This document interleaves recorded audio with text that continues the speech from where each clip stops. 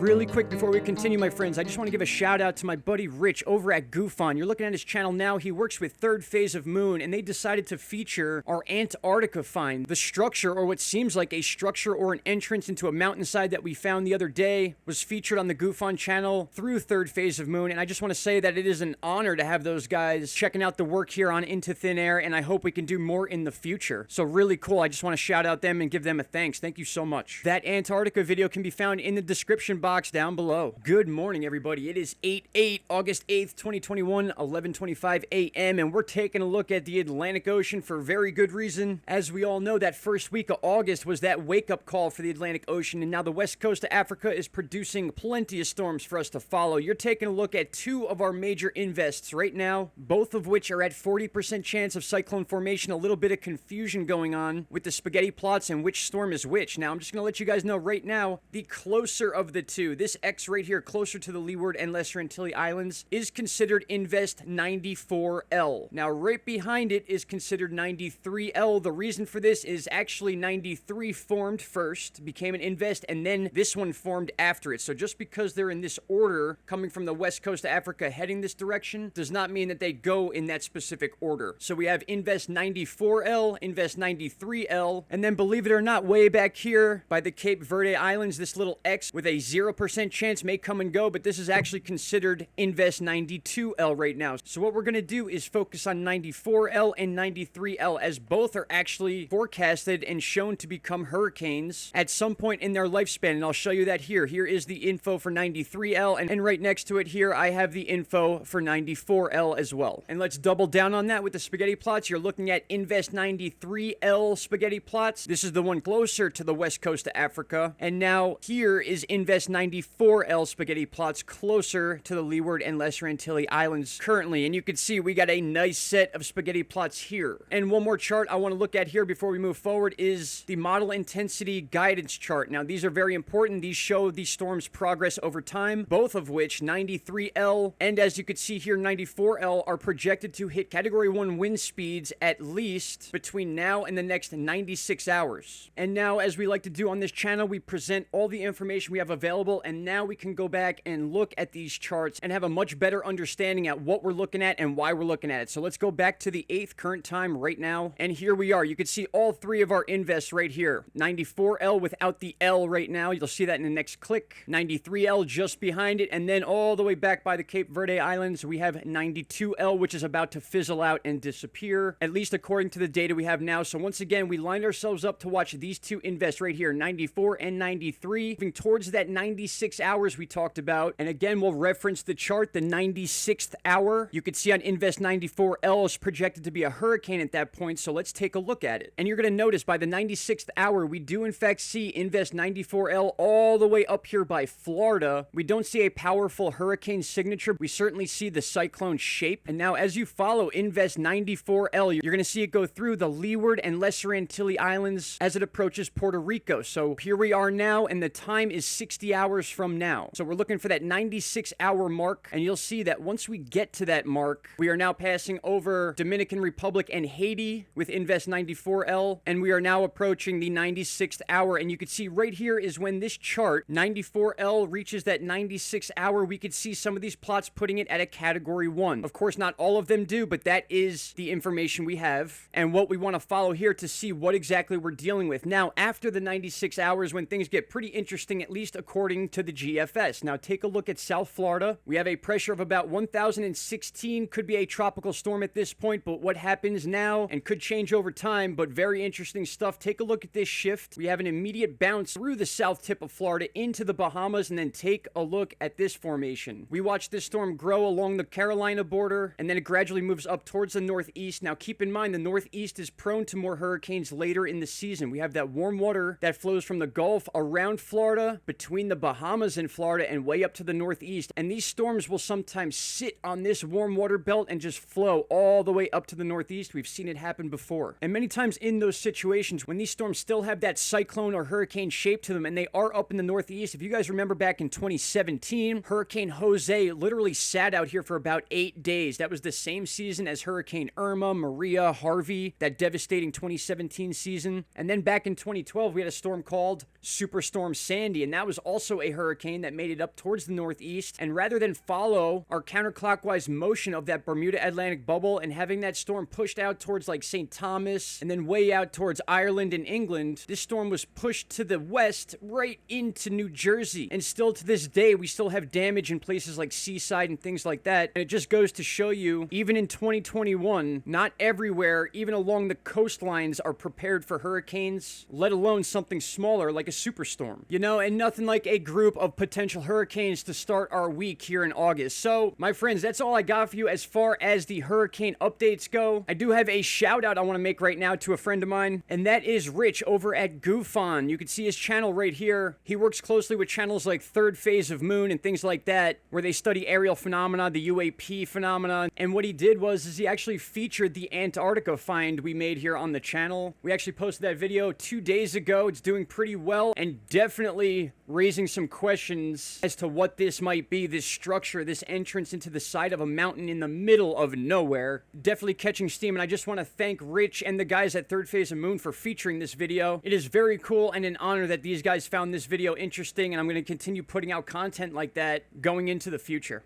I want to thank you all for taking the time to watch this video. I'll be back with another one. And until then, my friends, please stay safe. I'll have some updates on the anomaly videos and the Antarctica stuff maybe this afternoon. I'm working on stuff constantly. Just don't know exactly when we're going to get posting. But trust me, we have so much content that's going to blow your mind. I cannot wait. Shout out to Canada. I will talk to you guys all very soon. Enjoy the rest of your Sunday. Bye-bye. Stop right there, my friends. If you have not already, click that subscribe button and don't forget to hit the bell icon. Click all and you will get all notifications from this channel, and trust me, you won't be disappointed.